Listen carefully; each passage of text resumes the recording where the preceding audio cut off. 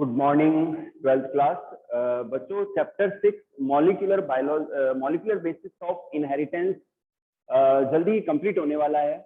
सिर्फ 2 से 3 टॉपिक और रिमेनिंग है।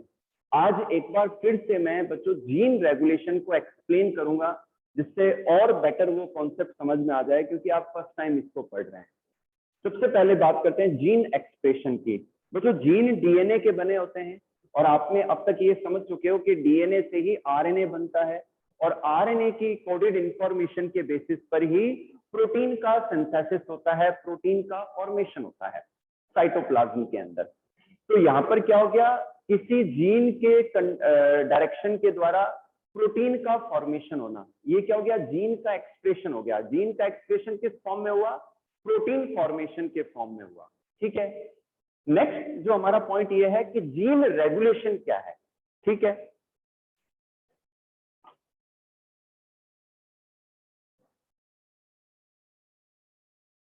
जीन रेगुलेशन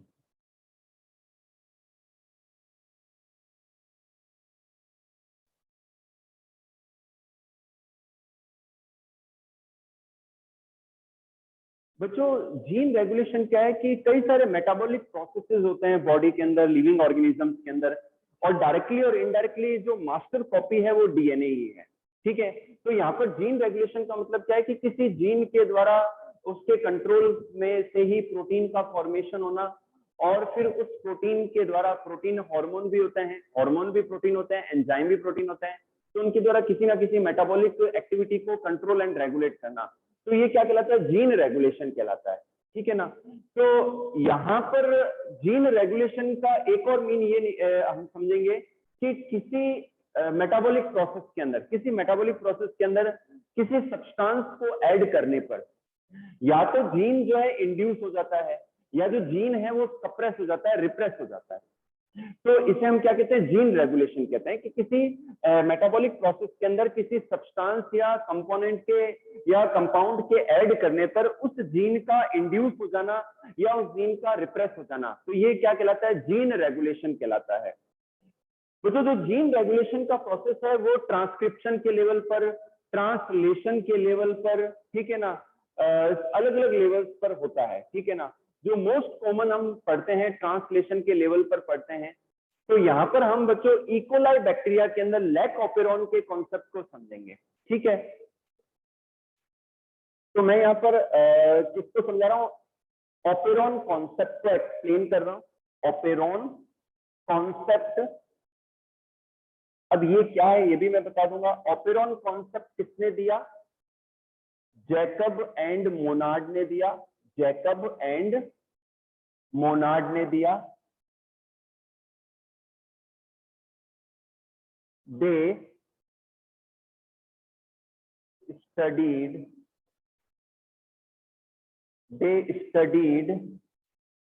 कैटाबॉलिज्म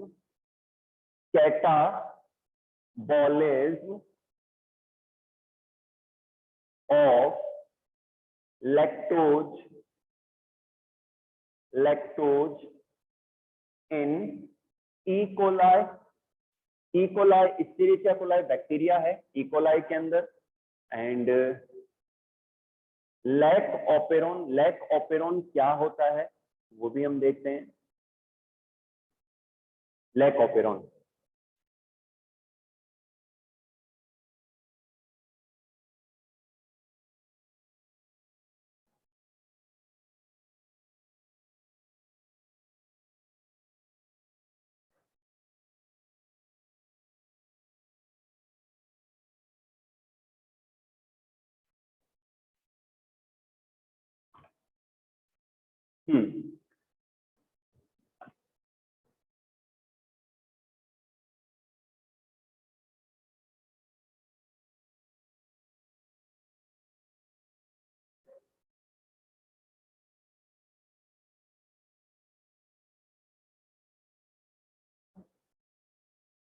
हाँ बच्चों ध्यान से देखिए, we are discussing about the topic of gene regulation. इसके लिए हम ऑपेरॉन कॉन्सेप्ट को समझ रहे हैं। ऑपेरॉन कॉन्सेप्ट दिया जैकब एंड मोनार्ड ने, and they studied on the catabolism of lactose in E. coli. E. coli bacteria के अंदर लैक्टोज का कैटाबॉलिज्म, लैक्टोज का डाइजेशन कैसे होता है, उसको उन्होंने स्टडी किया। ठीक है, उन्होंने ई. coli बैक्टीरिया के अंदर जो प्लाज्मिड होता है, उस प्लाज्मिड के अंदर वो जीन, वो ग्रुप ऑफ जीन्स जो लैक्टोज के डाइजेशन को कंट्रोल करते हैं, उनको उन्होंने लैक ऑपेरोन कहा। उन जीन्स के ग्रुप को ऑपेरोन कहा जो डाइजेशन में रोल प्ले करते हैं। और लैक ऑपेरोन इसलिए क्या कहा, क्योंकि वो जो जीन है लैक्टोज को डाइजेस्ट करते हैं, लैक्टोज को कैटाबॉलिज्म को करते हैं। ठीक है ना, तो उस सेगमेंट को, उन ग्रुप ऑफ जीन्स को हम क्या कहते हैं, लैक ऑपेरोन कहते हैं। तो पहले मैं उन जीन के बारे में बता देता हूँ, ये कौन कौन से हैं।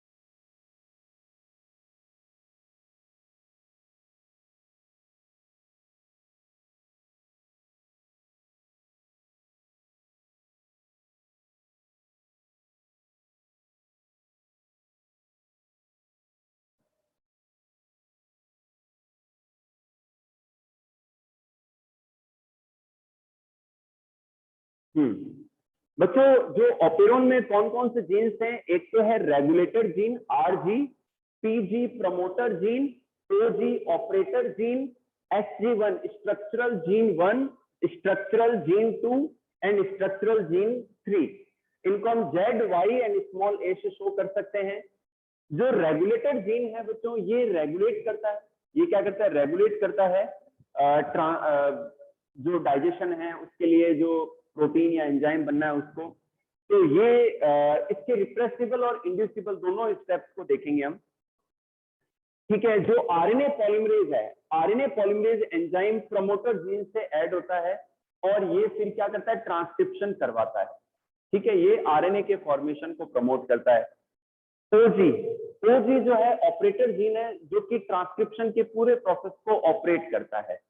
और जो स्ट्रक्चरल जीन है, इनका एक्चुअली ट्रांसक्रिप्शन होता है। इनका एक्चुअली क्या होता है, ट्रांसक्रिप्शन होता है। इनसे पहले आरएनए बनता है, मैसेंजर आरएनए, और मैसेंजर आरएनए के बेसिस पर प्रोटीन बनती है, एंजाइम्स बनते हैं। तो ये जो 6 जीन्स हैं, इन्हें हम कंबाइनली ऑपेरोन कहते हैं। अब दो कॉन्सेप्ट हैं, एक तो रिप्रेसिबल रेगुलेशन। ये जो डायग्राम बनाया है ये रिप्रेसिबल रेगुलेशन के लिए है, रिप्रेसिबल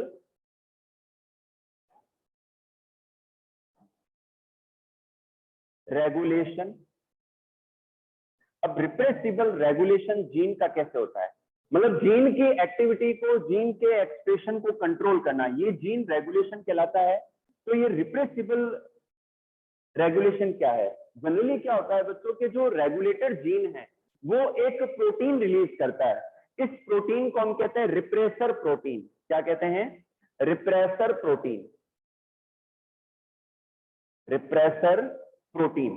तो ये जो प्रोटीन है बच्चों, ये प्रोटीन क्या करती है, ऑपरेटर जीन से अटैच हो जाती है, ऑपरेटर जीन से अटैच जाती है और उसको सप्रेस कर देती है। जो रिप्रेसर प्रोटीन है ये ऑपरेटर जीन से अटैच होकर उसको रिप्रेस कर देती है, सप्रेस कर देती है, उसकी एक्टिविटी को होने नहीं देती है। तो इससे क्या होता है, ट्रांसक्रिप्शन होता नहीं है, ट्रांसक्रिप्शन होता नहीं है तो एमआरएनए नहीं बनता, एमआरएनए नहीं बनता तो जो डाइजेस्टिव प्रोटीन है वो भी नहीं बनती, एंजाइम नहीं बनते। ठीक है, तो ये तो हो गया रिप्रेसिबल रेगुलेशन। अब सेकंड जो पार्ट है, ये तो गया फर्स्ट पार्ट कि रिप्रेसिबल रेगुलेशन कैसे होता है। सेकंड है इंड्यूसिबल, मैं यहां लिख देता हूं। सेकंड जो पार्ट है वो है इंड्यूसिबल रेगुलेशन। इंड्यूसिबल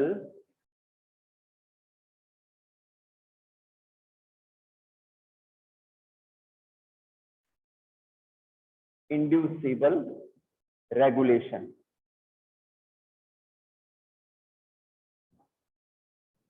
हाँ, तो बच्चों इंड्यूसिबल रेगुलेशन कैसे होता है कि यदि इस प्रोसेस में हम लैक्टोज शुगर को ऐड कर दें, लैक्टोज शुगर को ऐड कर दें,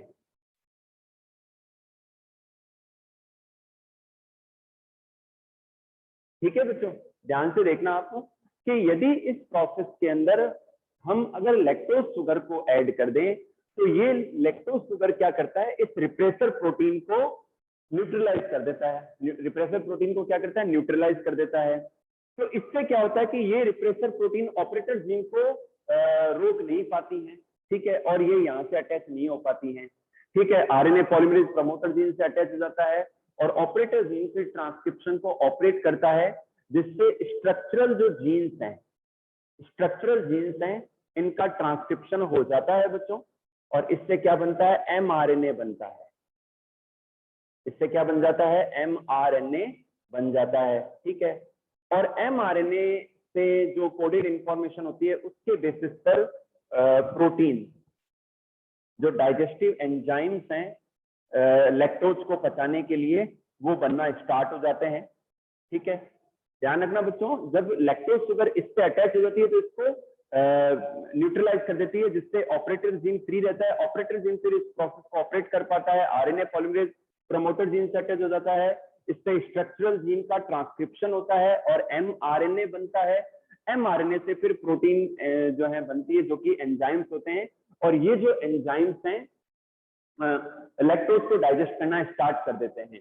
तो यहाँ पर बच्चों जो लैक्टोज शुगर है, जो लैक्टोज शुगर है, this one is the inducer. इस प्रोसेस में लैक्टोज शुगर यहाँ पर इकोलाई बैक्टीरिया के अंदर लैक्टोज शुगर यहाँ पर एक इंड्यूसर का काम कर रही है, और इस तरीके से लैक्टोज के द्वारा जीन को रेगुलेट किया गया, तो इसे हम कहते हैं इंड्यूसिबल रेगुलेशन। क्या कहते हैं, इंड्यूसिबल रेगुलेशन कहते हैं। ओके, चलिए, तो ये पार्ट था। अब अपन लेते हैं, इसमें मैंने आपको नोट्स दूंगा तो 2 डायग्राम बना के दूंगा।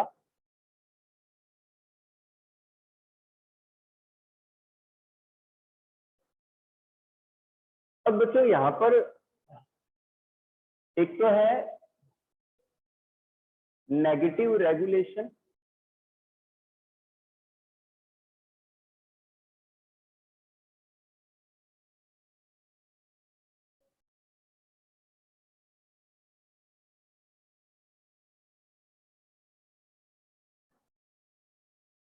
नेगेटिव रेगुलेशन क्या है। नेगेटिव रेगुलेशन क्या होता है बच्चों के, कई ऑर्गेनिजम्स के अंदर कुछ सब्सटेंस ऐसे होते हैं जो उनकी एक्टिविटीज को सप्रेस कर देते हैं, उनकी एक्टिविटीज को रोक देते हैं, जीन्स की एक्टिविटीज को रोक देते हैं, तो फिर इसे हम नेगेटिव रेगुलेशन कहते हैं। क्या कहते हैं, नेगेटिव रेगुलेशन कहते हैं, ठीक है। जैसे कि अरेबी नॉज, जो अरेबी नॉज है, ये कुछ बैक्टीरिया के अंदर नेगेटिव रेगुलेशन शो करता है, ठीक है। सेकंड लेते हैं positive regulation. Positive regulation,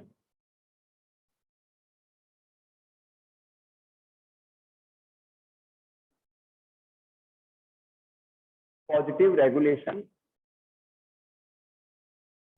positive regulation का एग्जांपल है यहाँ पर lactose, lactose sugar.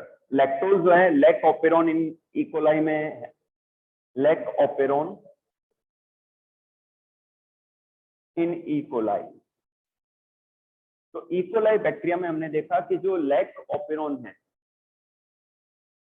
E coli bacteria में हमने देखा कि जो लैक ऑपेरॉन है बच्चों, वो लैक्टोज शुगर के द्वारा इंड्यूस होता है। तो ये पॉजिटिव रेगुलेशन हो गया, इसे हम क्या कहते हैं, पॉजिटिव रेगुलेशन कहते हैं। अगर इंड्यूस हो रहा है तो वो पॉजिटिव रेगुलेशन है, और अगर किसी सब्सटेंस के द्वारा सप्रेस हो रहा है, रिप्रेस हो रहा है जीन की एक्टिविटी, तो फिर उसे हम नेगेटिव रेगुलेशन कहते हैं। तो ये बच्चों पार्ट था जीन रेगुलेशन का, ऑपेरॉन कॉन्सेप्ट का। नेक्स्ट हम ले रहे हैं human genome project, human genome project.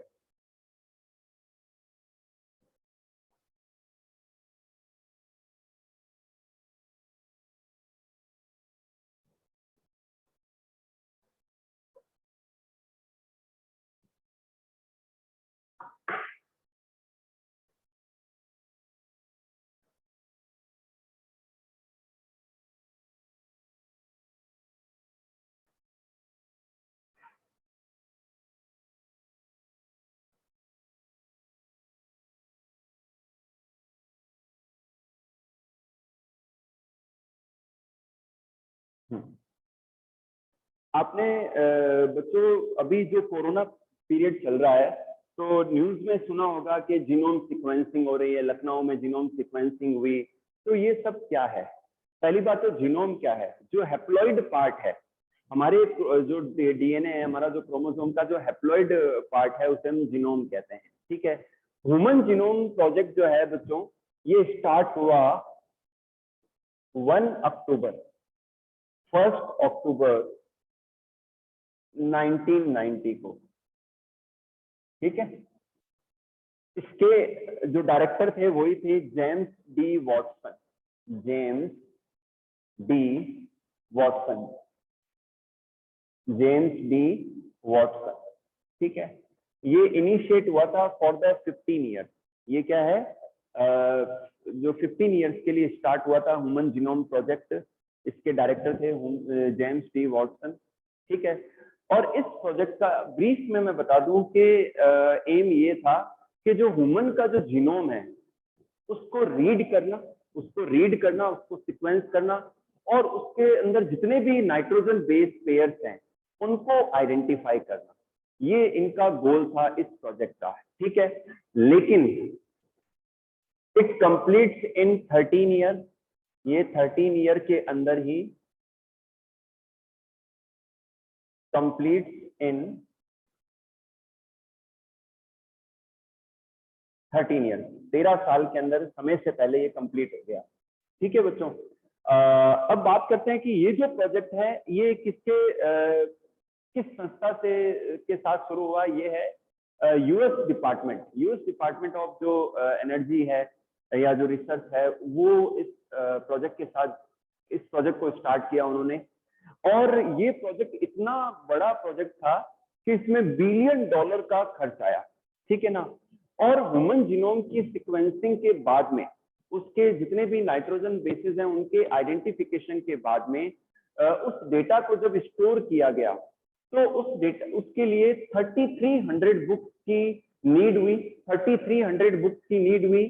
और जिसमें हर बुक के अंदर each book having the 1000 pages, प्रत्येक बुक के अंदर 1000 पेजेस थे, and each page contains the 1000 word. एक पेज के अंदर 1000 वर्ड थे। ठीक है बच्चों, तो ये इतना बड़ा ह्यूज प्रोजेक्ट था ये। और इसके अंदर बहुत बड़ी टीम लगी, मेन पावर लगी, कई सारे साइंटिस्ट, टेक्नीशियन, और भी कई सारा जो स्टाफ है वो इसमें इंक्लूड हुआ। ठीक है, इस काम में लगा। और अब बात करते हैं कि इस प्रोजेक्ट का गोल क्या था। इस प्रोजेक्ट का गोल ये था कि ह्यूमन जीनोम की कंप्लीट सीक्वेंसिंग करना, कंप्लीट आइडेंटिफिकेशन करना जितने भी नाइट्रोजन बेस पेयर्स हैं उनका। ठीक है, इसके अलावा सेकंड गोल ये था कि जितने भी जीन्स हैं उनको आइडेंटिफाई करना। ठीक है, उसके बाद में जो इंफॉर्मेशन गेन हुई, जो इंफॉर्मेशन और जो डेटा प्राप्त हुआ, उसको अप्लाई करना ह्यूमन वेलफेयर के लिए, ह्यूमन हेल्थ सेक्टर के लिए। ठीक है ना, वहां पर इसको अप्लाई करना। और जो हेरिडेटिक बीमारियां हैं उसके लिए भी वहां अप्लाई करना कि उनको ट्रीट किया जा सके। तो ये एक बड़ा गोल था इनका। और इसके अलावा जो डेटा या इंफॉर्मेशन इस प्रोजेक्ट के थ्रू प्राप्त हुई, उसको फिर अदर जो सेक्टर्स हैं जो कि ह्यूमन वेलफेयर के लिए वर्क कर रहे हैं वहां पर भी यूज करना उसको, ठीक है। तो इसमें बच्चों क्या स्टेप्स क्या हैं, अब बात करते हैं हम स्टेप्स की। पहला स्टेप तो ये है कि पहला स्टेप ये है कि जो ह्यूमन जीनोम है उसको एक्सट्रैक्ट करना, बाहर निकालना, उसको सेल से बाहर निकालना, ठीक है। एक यहाँ पर है expressed sequence tag, expressed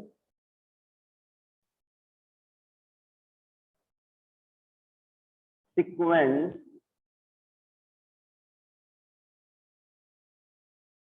tag, इन्हें हम इन शॉर्ट EST कहते हैं, ESTs कहते हैं। तो एक्सप्रेस्ड सीक्वेंस टैग, तो ये वो डीएनए फ्रेगमेंट्स हैं जो कि एक्सप्रेस होते हैं प्रोटीन फॉर्मेशन के फॉर्म में, ठीक है बच्चों।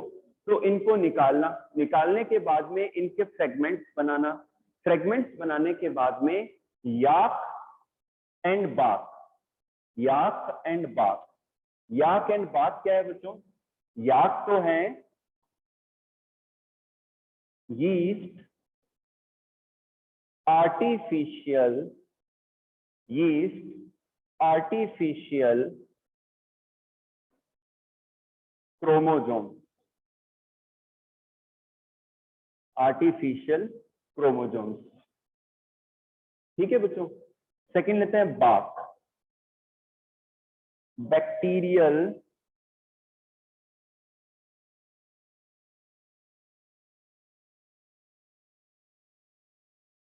बैक्टीरियल आर्टिफिशियल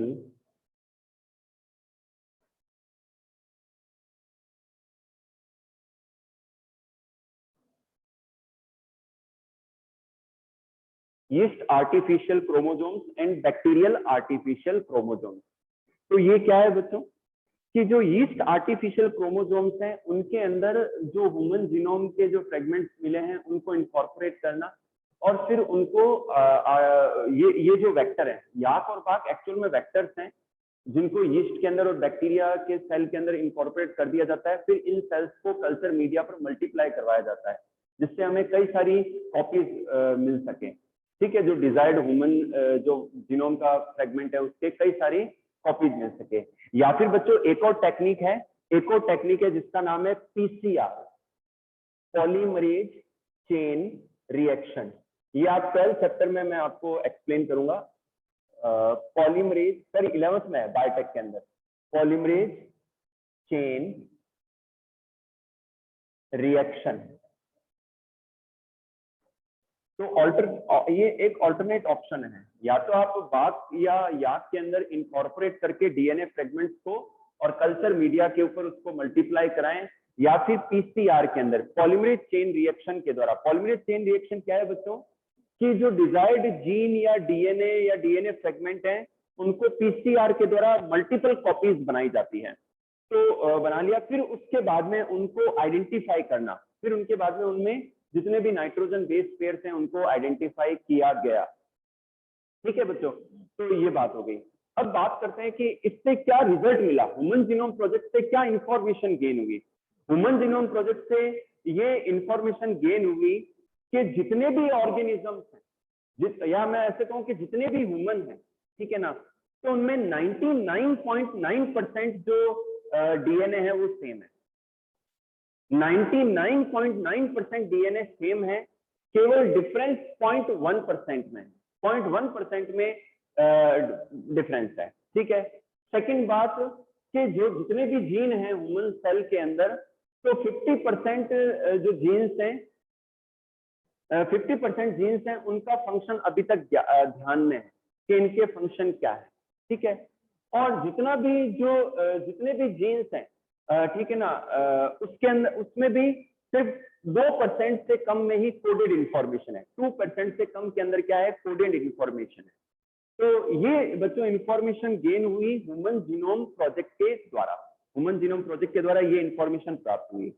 अब बात करते हैं इनका एप्लीकेशन क्या है। एप्लीकेशन मैंने पहले भी रिपीट किया कि आप समझ गए कि अगर पूरे के पूरे एक सेल के अंदर लगभग ऑन एन एवरेज 25 से 30 हजार जीन होते हैं, 25 to 30,000, ठीक है। तो जब किसी ह्यूमन के जीनोम की पूरी सीक्वेंसिंग हो जाती है, पूरी इंफॉर्मेशन पता चल जाती है, तो उसके बाद में हम हेल्थ सेक्टर में मेडिकल जो हेल्थ फैसिलिटीज है वहां पर इस नॉलेज को अप्लाई कर सकते हैं। जो हेरिडिटिक डिसऑर्डर्स हैं, बीमारियां हैं, जेनेटिक बीमारियां हैं, उनके ट्रीटमेंट में इनको यूज किया जा सकता है। इसके अलावा फार्मा सेक्टर के अंदर जो मेडिसिन प्रोड्यूस होती है वहां पर इस इंफॉर्मेशन को यूज किया जा सकता है। इसके अलावा जो फूड प्रोडक्शन का जो सेक्टर है, एग्रीकल्चर सेक्टर है, वहां पर भी इस इंफॉर्मेशन को यूज किया जा सकता है। ठीक है बच्चों, तो इतना सब होने से हमें क्या है बेनिफिट मिलेगा आगे ह्यूमन रेस को और इम्प्रूव करने में, और हेल्थ फैसिलिटीज को इम्प्रूव करने में, फूड प्रोडक्शन को इम्प्रूव करने में, ठीक है, और जो जेनेटिक डिसऑर्डर्स हैं उनको ट्रीट करने में हेल्प मिलेगी ह्यूमन जीनोम प्रोजेक्ट के द्वारा। तो ये बच्चों आपके एनसीईआरटी बुक में भी अच्छा दे रखा है, और मैंने भी आपको कोशिश की है कि इनको अच्छे से क्लियर करूं मैं। इस चैप्टर के अंदर बच्चों सिर्फ और सिर्फ एक टॉपिक रिमेनिंग है, वो है डीएनए फिंगरप्रिंटिंग, जो कि हम कल की क्लास में स्टार्ट करेंगे। और डीएनए फिंगरप्रिंटिंग के बाद में नया चैप्टर है इवोल्यूशन, 7th चैप्टर, वो भी हम कल ही स्टार्ट कर देंगे। ठीक है बच्चों।